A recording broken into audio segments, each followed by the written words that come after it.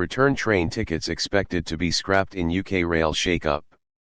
Return tickets will be scrapped and new digital ticketing introduced under reforms of the British rail system expected to be announced this week. The two-way tickets, which offer a discounted rate, will be replaced by single-leg pricing, which will mean that the price of two singles will be the same as the current return fare, according to The Telegraph. The idea was trialled by London North East Railway, LNER, in 2020. Subscribe our YouTube channel and click our bell icon for new videos. East Railway, LNER, in 2020. The new fares are expected to be revealed by the Transport Secretary, Mark Harper, in a speech on Tuesday in which he will outline plans for Great British Railways, GBR, a new public body that will bring the operation of track and trains under the same roof and oversee timetables and ticketing. Harper is expected to raise the prospect of better use of technology, as well as the new pricing strategy, to simplify the rail ticketing system, potentially leading to the use of smart cards, similar to London's Oyster card system, across the UK. The idea was first presented by Boris Johnson and Grant Shapps in May 2021, but has yet to be realised amid turmoil in government and Conservative Party fears of nationalisation by the back door. It was first proposed by Keith Williams, the ex-chief executive of British Airways and chair of Royal Mail, who envisaged a guiding mind for the industry that he likened to the Fat Controller, the character from Thomas the Tank Engine children's books.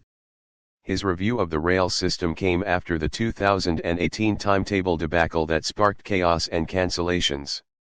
Williams judged that fares were a mess, costs too high, the industry fragmented, and the objectives of Network Rail, which oversees tracks, and operators, who handle trains, were opposed rather than unified.